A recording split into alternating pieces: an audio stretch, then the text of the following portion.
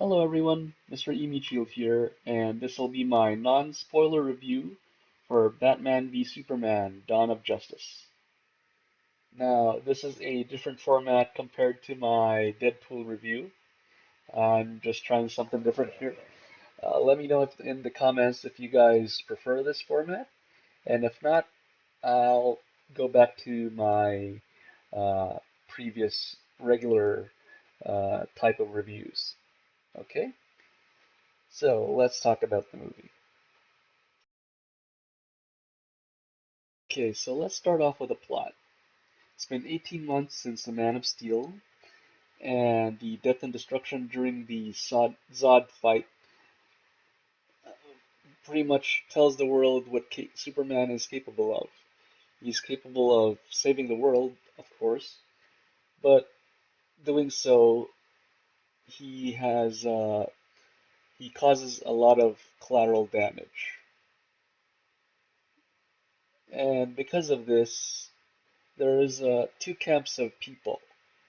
One on one side, there's people who still like Superman for what he is, and have absolutely no problem with him, who are totally fine with him doing whatever he does and how he does it. And then there's people who aren't exactly too happy with Superman because of the collateral damage that he causes. Now, Superman's actions in the movie are told through the news and media, like talk shows and stuff. It kind of mirrors the news and talk shows which are in the Dark Knight Returns comic. Just instead of following Batman, it's it's talking about Superman. And because yeah, this movie is basically based on that anyway. So that's one of the nice nods to the comic. Now, as far as the characters go, Bruce Wayne doesn't like Batman he because of the amount of death that Superman basically caused during his fight with Zod, and that he actually had friends die in Metropolis when that happened. Even even more so when the one of the opening scenes in the movie is actually Bruce saving a little girl from dying and then saying that uh, to go for them to go find her parents, and then the little girl says that her parents were inside the building that just fell down. Uh, so basically, that was supposed to evoke some emotion that, or some thought that maybe Superman isn't exactly the all that as a hero. At least that's how uh, Bruce Wayne sees Superman. That this guy's trouble. And then you have Lex Luthor, or Alex Luthor, because his father is the Lex, apparently, as he says in the movie, his father was the Lex in LexCorp. That was a cute little line. Excuse me. He doesn't like Superman because because Superman is all powerful and an alien. Excuse me.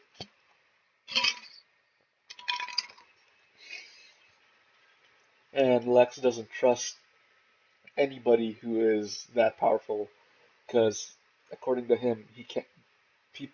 Beings like that can't be all good. Then you have people who are, I guess, who are somewhat on the fence. Well, not exactly on the fence, but this senator character, Senator Finch, who is the the head of the committee discussing Superman and his actions, whether he should be allowed to continue as is or whether he should be answering to some different, some governing power, I guess. would be the term, where she doesn't exactly like how Superman is doing things, but she would like to talk to Superman. She would like Superman to answer for his actions, but democratically. She would like to discuss it with him, and so they're like as the as shown in the trailer, there are congressional hearings discussing what Superman has done, how he's doing it, and how it's affecting people. Which is basically what this movie is about. It's about how these characters see Superman and how their reactions to what Superman is doing and how it's doing it, how he's doing it. Because we the movie focuses more on Bruce Wayne, Lex Luthor, and uh, and this Senator Finch. We still get we still get Clark Kent's uh, perspective on things, like his perspective about how he perceives Batman, and that because he sees that Batman is some brutal vigilante, he doesn't like it. He doesn't like Batman, even though as Superman he pretty much kills people anyway. And that just and even then, the story revolves more around basically Bruce Wayne and his quest to do something about Superman. The Clark Kent part of the movie, it felt more of a side story, really, as far as I'm concerned. Anyway, the as the story progresses, Bruce Wayne is trying to investigating something, and it leads him to Lex Luthor, and eventually he finds out what Lex is planning. And I can't really spoil that because, as I said, this is a non-spoiler review. Now, the story is pretty easy to follow, but the way it's told is kind of jarring because we just jump from scene to scene, and although it's uh, although it's connected, uh, the scene changes kind of feel messy. Like, for example, one moment where we're with Bruce Wayne and he's talking to Alfred, and they're discussing uh, they're discussing Superman and stuff. And then next thing you know, we're at LexCorp following Lex Luthor's perspective now, and how he's trying to convince these senators to see things his way. And these scene transition these there isn't exactly a smooth transition from scene to scene is what I'm trying to say. As far as the story goes, it's kind of pretty basic, really.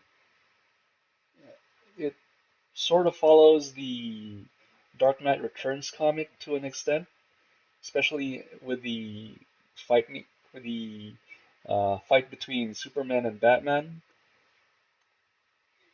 And for the most part, those action scenes are amazing.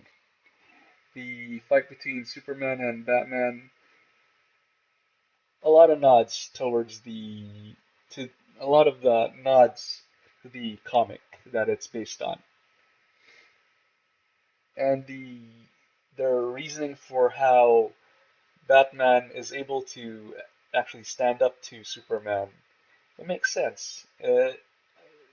Like I'm pretty sure when I'm pretty sure that when the trailer showed Batman blocking a punch from Superman, would go, "What the hell? Batman can't do that, even with a robotic power armor, a robotic suit of armor." But it's pretty much explained in the movie. And then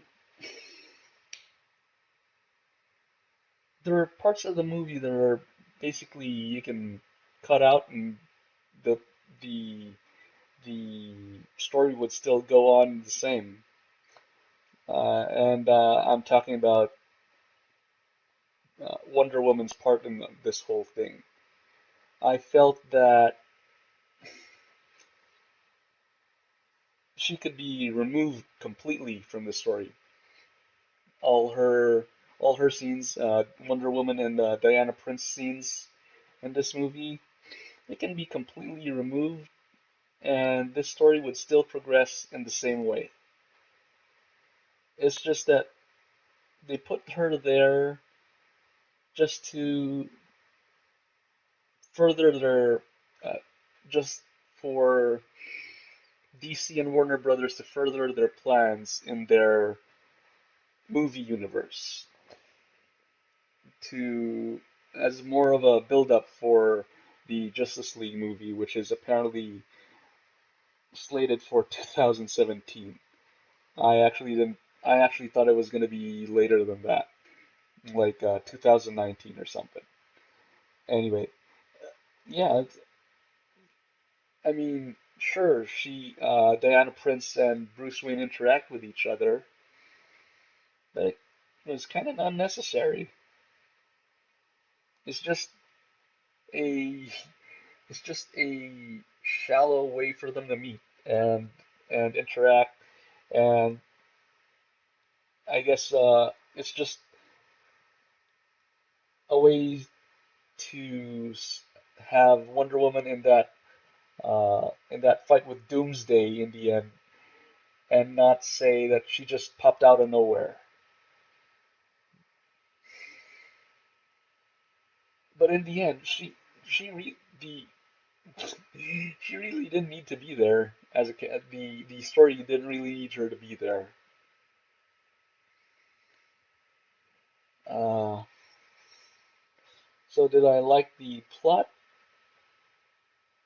I'd say it was a little above average. Uh, the story is there's a few plot holes in that, and the the plot just raises a bunch of questions that I cannot discuss in a non-spoiler review. But in the end, it sort of delivers what it what it is what it's what it's advertised. It's basically advertising Batman against Superman, and that fight was amazing. Basically, it's one of the best fights in the movie, apart from the other Batman action scene, which is also partly shown in the trailer. That that that is the best part of the movie. Uh, and then the Batman Superman fight is comes second. Their use of Doomsday, well, I guess they use Doomsday because eventually Superman and Batman have to join join forces against the greater evil. And apparently they needed Doomsday for that. They can't have some other lesser but still powerful villain. And that Doomsday fight also pretty good. They still, I guess you could say that Doomsday is sort of, mm, what's the word I'm looking for? Is sort of, no, the word isn't loyal. True, true to the comics, where he can every time he is killed or he comes back a bit stronger. In this he, in this movie he isn't killed, but he gets stronger eventually. He pretty much evolves. And again, the way that Doomsday was made, the way that he was used, it sort of felt rushed. Like, I can understand why people don't like that Doomsday is in this movie. But yeah, this movie is basically not really. It's it's still a sequel to Man of Steel in that it continues the story from that movie, but it's not a Superman film. As at least that's not how I see it. It's more of a half a Batman film, really, because of how it's told and where the main focus usually is. Anyway, that's it for the plot. Now let's go for the characters.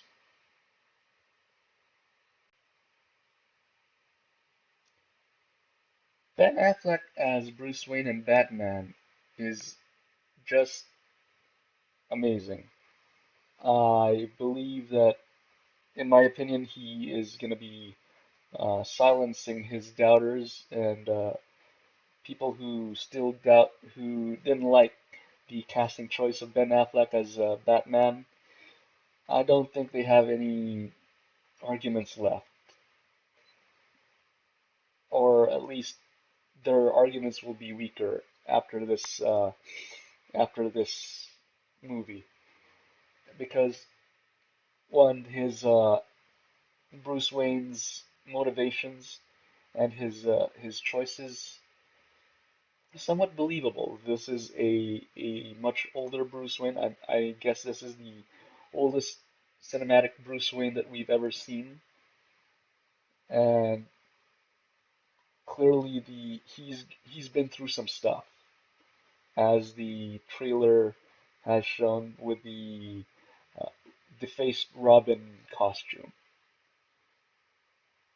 So he's lost a he clearly has lost people, and not just from the end of Man of Steel. So and the way that the way that Bruce Wayne is written makes sense in the scope of this movie.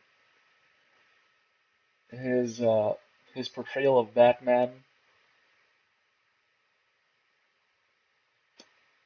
pretty badass, especially with that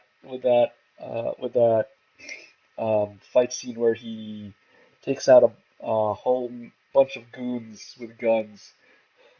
That fight, it almost looked like a fight out of one of the Arkham games. In fact, I believe the the YouTube video where that splices the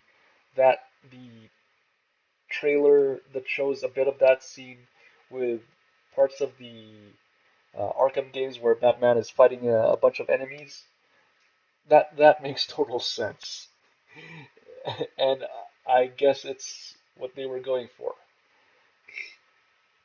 This Batman is pretty brutal, and as shown in the trailer, he even brands people for some reason. I personally don't know why. I don't think Batman should be branding anyone. And I mean, not even as a calling card. Batman's calling card usually is the the batarang stuck on the wall or the floor or something like that, right? But branding people, that this is something that's unique to this version of Batman, as far as I know. He is, as I said, pretty brutal, and he racks up quite the kill count in this movie. So people who are saying that who are people who say that Batman doesn't kill anyone, they're not gonna like this Batman. People who are angry that Superman killed Zod and caused a lot of death in Man of Steel, they're not gonna like this movie. Anyway, moving on to Henry Cavill's Superman and Clark Kent. I saw not much change between Man of Steel, Clark Kent, Superman, and this movie's uh, depiction of him. There's, I guess he goes through some character development after Superman attends the congressional hearing, but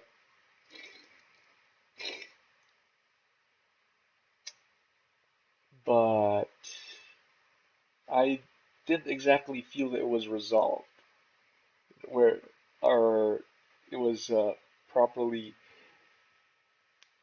uh, properly handled. I mean, in the end, he's still doing what he does in the way he's always been doing it, and I guess that was his decision after that hearing, after going to that congressional hearing and seeing what he saw, hearing what he saw, hearing what he heard, and seeing what he saw. Uh, this, like I said in the when I was talking about the plot, there wasn't really much about Clark Kent and Superman in this movie. He was usually more about more talked about rather than being the subject, or actually, let me rephrase that. He was usually more of the subject of the conversation rather than the active participant. Anyway, Lois Lane,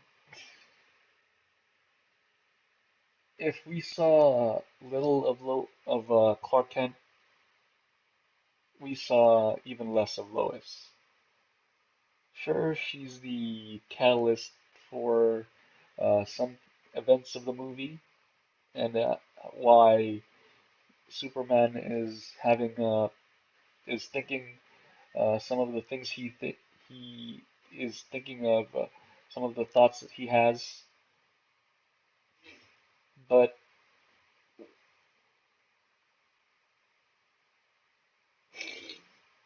he she her role in this movie very minor compared to Man of Steel. Amy Adams still gives a decent performance as Lois Lane, but there wasn't really much to do for as far as Lois is concerned. Then we have oh boy, let's talk about Jesse Eisenberg as Lex Luthor. I've heard. I just finished watching the DC movie news show where they talked about this movie, and some of the people, some of the hosts in that show were saying that he's a genius, and that because this isn't exactly Lex Luthor, and he's actually the son, uh, that he's actually Alexander Luthor, the son of the original Lex Luthor, and that's why he's acting the way he is. But that doesn't make him any less annoying or obnoxious. Sure, he's the way he's written shows that he's smart, but the way he's played does not fit that. it just I don't know why Jesse Eisenberg decided to play Lex Luthor the way he did. I guess this is the youngest cinematic Lex Luthor we've ever seen. Uh, I'm not, uh, well, apart from the, I guess, Smallville, but that's TV, and I said this is cinematic. Uh, this, this is just, this Lex Luthor was just incredibly annoying in his mannerisms, his speech pattern, and his plan. I mean, okay, the reason he dislikes Superman, kind of that's kind of taken from the comics and put in here. Because in the comics, I think Lex Luthor doesn't like Superman because he's an alien and he's all powerful.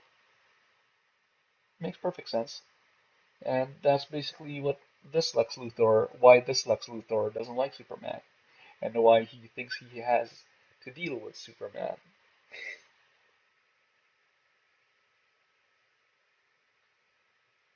But the way this Lex Luthor acts doesn't seem like the kind of person who would be able to plan what he did in this movie. And I don't know if that was intentional, because just to say that, oh, he's so smart that he fools everyone. He acts one way, but he's actually like this. I don't know if that was intentional. And even if it was, goddamn, that was an annoying Lex Luthor. Now, moving on to Jeremy Irons' Alfred, probably one of the better Alfreds. I I think I prefer Jeremy Irons over Michael Caine's Alfred from the Dark Knight trilogy, from the Batman Begins trilogy. And because this Alfred is actually, uh, and he actually helps Batman apart from like making the gadgets and planning. He's actually when Batman is out and about doing his Batman thing, he's actually talking to Batman, giving him support. Uh, and the his character is also written well. I like Jeremy Irons, uh, except for of course his uh, his performance in Dungeons and Dragons. I guess it's way past him by now. He, this Alfred,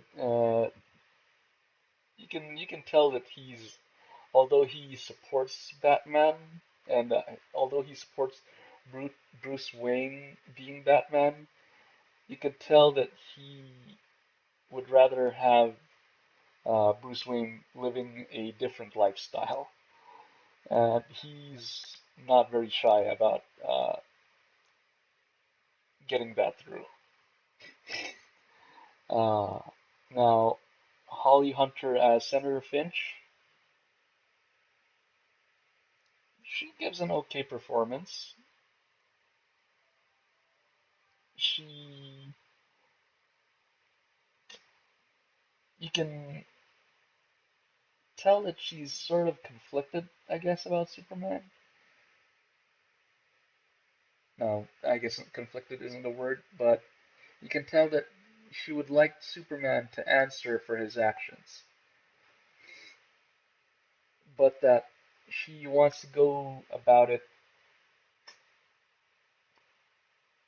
in a more peaceful, diplomatic way, which is why she would like which is why she keeps trying to invite Superman uh, to one of the hearings, as the news would show.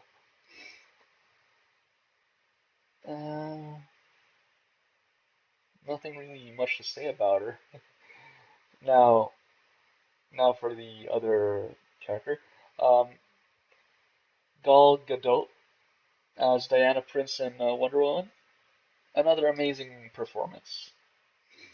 She, I, I don't see why she's not a fit for the character. Uh, she's amazing in that last fight with Doomsday.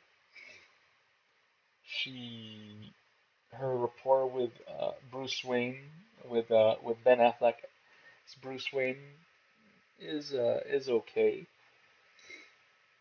But the problem is, as I said in the plot summary, in the when I was talking about the plot, is that her she didn't feel necessary in the story, and the fact that I could say the story of this movie of Batman v Superman without even mentioning Diana Prince or Wonder Woman, just sums that up. It just proves that. I mean, how much did I mention Wonder Woman when I was talking about the plot? Very little. And when I did start talking about her, I just said she wasn't although she fit the story, she wasn't she didn't really have to be there. I guess she was just some sort of plot device to further DC and Warner Brothers movie plans, as I said. I mean, it's a nice promotion for their Wonder Woman solo movie, which I think will release this year. Um, Let me just confirm that. Let's see, Wonder Woman movie will release in. Oh, okay, so it'll release in 2017, which is also when Justice League Part 1 uh, will come out. Interesting. Well, it's a nice promotion for that movie, as well as the Justice League movie. But yeah, even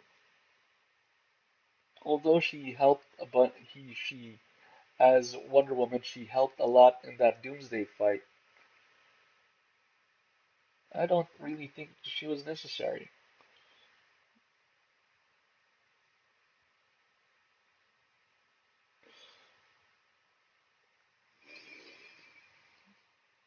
Overall, though,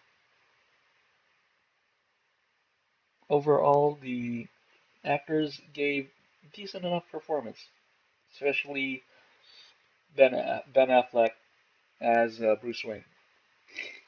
The only character I really didn't like was Jesse Eisenberg's Lex Luthor.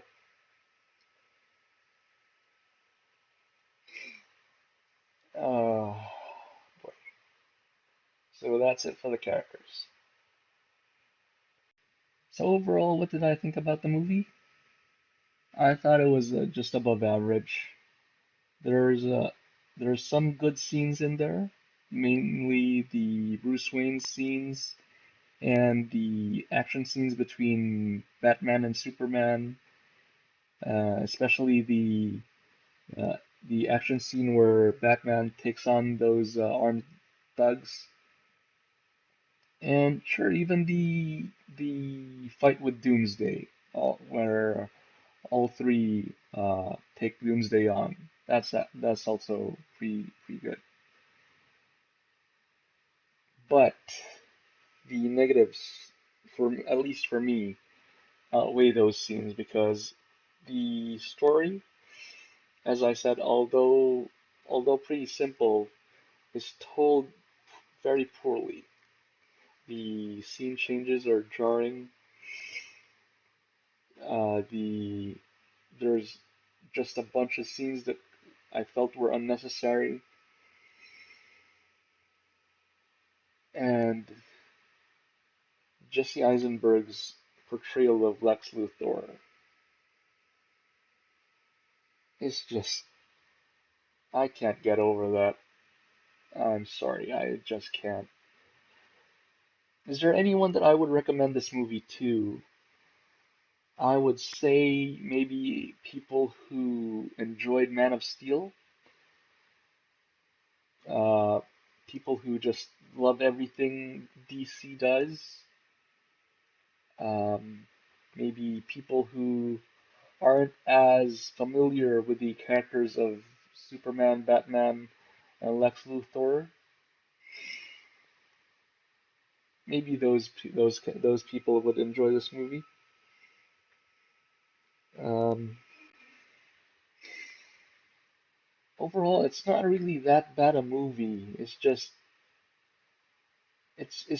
clear that this movie is just being used to pave the road to Justice League. And I guess it's sort of being the way they're doing it feels kind of rushed because apparently DC wants to catch up to Marvel. No matter what they say, it's clear that they do with the way they're doing things. But yeah, this movie is just above average. It's not bad. It's not good. I definitely wouldn't say it is good. It's just it's more disappointing. Yeah, that's that. I guess that would be the how I would describe it. It's a disappointing movie. So those are my thoughts on Batman v Superman, and thanks for watching my review. If you like this video, give me the thumbs up, and if you didn't like it, give it a thumbs down. And if you guys want me to go back to my other review format, let me know in the comments. Actually, let me know anything in the comments, whether you agree with what I said, whether you like the video, why you like the video, why you didn't like the video, if you want me to go back to the other format, if you like me doing this sort of review. And if you like this content and would like to see more, subscribe to my channel. If You can also follow me on Twitter and Facebook. The links will be in the description, and should be there should be some the URLs should be showing up on the screen right now. So thanks for watching, and I'll see you guys in the next one.